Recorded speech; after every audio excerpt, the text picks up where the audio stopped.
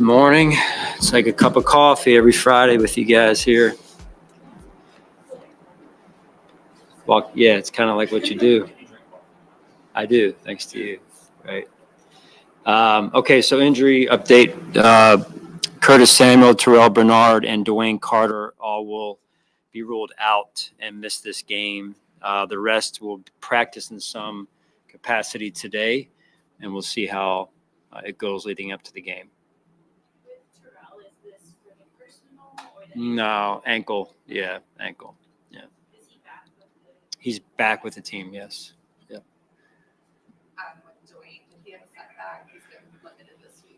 Yeah, yes and no. I mean, we were trying to see how he was able to deal with things. He's going to end up having to get surgery, so he'll be out multiple weeks.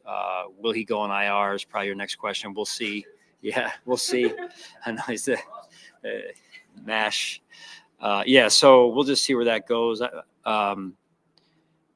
There's a good chance of that, Joe. I don't know if we're there yet, but there's a good chance of that.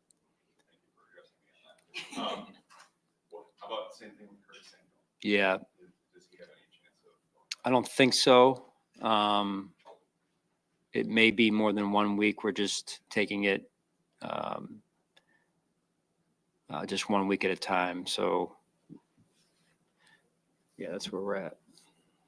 Sean, this isn't going to be the first time Balin has to come in and step up with Terrell. What have you liked from when Balin's been in that position and he's had to step up? What have you seen that is kind of giving you guys the confidence to know that he'll still be able to go out there and execute? Right. I mean, Balin's a good football player. He's been with us a number of years. He has stepped in early in the year. There was a few weeks there where TB was out there. So I thought he did a real nice job for us, leading the defense, the communication piece that goes with that middle linebacker position. Playing at Clemson, he's played in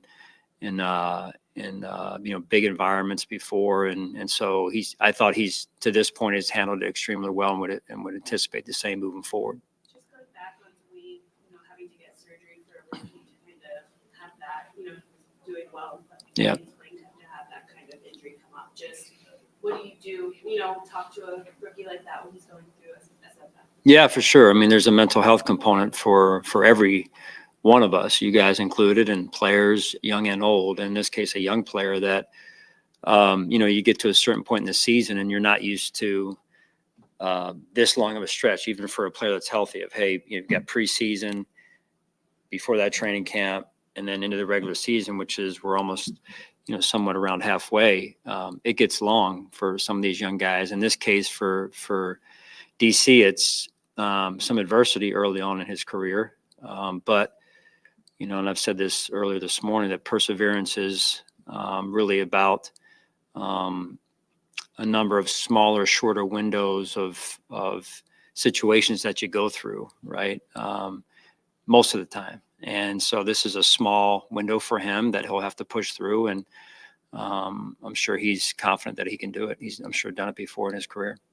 With Zion being more of the 0-1 in your system, does that kind of push Austin into that primary backup role? Yeah, it's interesting. Just body type wise, DC was the other. I say that, DQ's been able to go over there and do some of that in Ed's absence. DC, as I said, was a 3 and a 1. So we have that some of the flexibility. Zion's more of a 1, as you mentioned. So that's definitely a consideration. How has Zion been able to adapt to the playbook so quickly with probably a little bit more of an opportunity here too? Yeah, he's got great intangibles. Said knows him well, being at Georgia, and so we were able to get some background, and along with Brennan and the scouting staff and their background through the process of the draft, and so we felt pretty good about that. It's just more on a week-to-week basis how Zion is improving. He's new to our system, and we feel very good about him and encouraged and excited to work with him as we go through the weeks here and move forward. Sean, what is kind of the ramp up look like for him whenever he gets there? Yeah, good question. I really haven't gotten there yet. We had some discussions, I would say, Joe, over the last week or two with Nate, Brandon, myself, and Nate, and our doctors of potentially when. I mean, they're working behind the scenes every day, but just when he shows up on the grass and what that looks like, and what maybe the week or two when we get him out there in that window that you open up for the player to return off IR. So if I commented, I'd be maybe not being accurate as to what that looks like and exactly when that's going to happen. But there is a vision for it. It's just a matter of when we have that next conversation, really. Does it almost help the fact that it's not a lower body injury? You can get itself kind of, so to speak. Yeah, potentially. I'm not a doctor. I got a lot of upper body injuries, and it doesn't help me. So, but I would hope for him, it helps him. Yeah. All right. Thank you, guys. Thanks, Sean.